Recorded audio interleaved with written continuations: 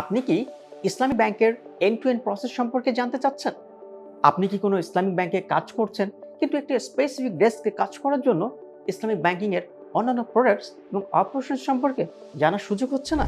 বা আপনি কি কনভেনশনাল ব্যাংকিং এ কাজ করছেন কিন্তু ইসলামিক ব্যাংকিং এর এন্ড টু এন্ড প্রসেস এবং প্রোডাক্টসগুলো সম্পর্কে জানতে চান বাট কিভাবে শুরু করবেন বুঝতে পারছেন না? বা কনভেনশনাল ফাইন্যান্স অ্যান্ড ব্যাংকিংয়ে গ্র্যাজুয়েশন করার পর ইসলামিক ব্যাংকিং ইন্ডাস্ট্রি সম্পর্কে জানতে চান? তাহলে কেমন হয় আমরা যদি একটি ইসলামিক ব্যাংকের ব্যালেন্স শিট এবং অফ ব্যালেন্স শিট আইটেমসগুলো সম্পর্কে জানি, যেখানে একটি ইসলামিক ব্যাংকের ডিপোজিট প্রোডাক্টস এবং ফাইন্যান্সিং অ্যান্ড ইনভেস্টমেন্ট প্রোডাক্টস সহ other sources of fund, other avenues of investment, Islamic banks money market products, capital market products other than traditional sources of income সম্পর্কে জানতে পারি।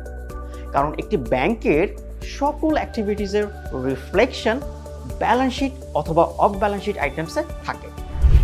আর এই বিষয়টিকেই মাথায় রেখে আমরা Islamic banking theory and practices comprehensive guide শীর্ষক ইসলামিক ব্যাংকিংয়ের উপর একটি ই-লার্নিং কোর্স ডেভেলপ করেছি।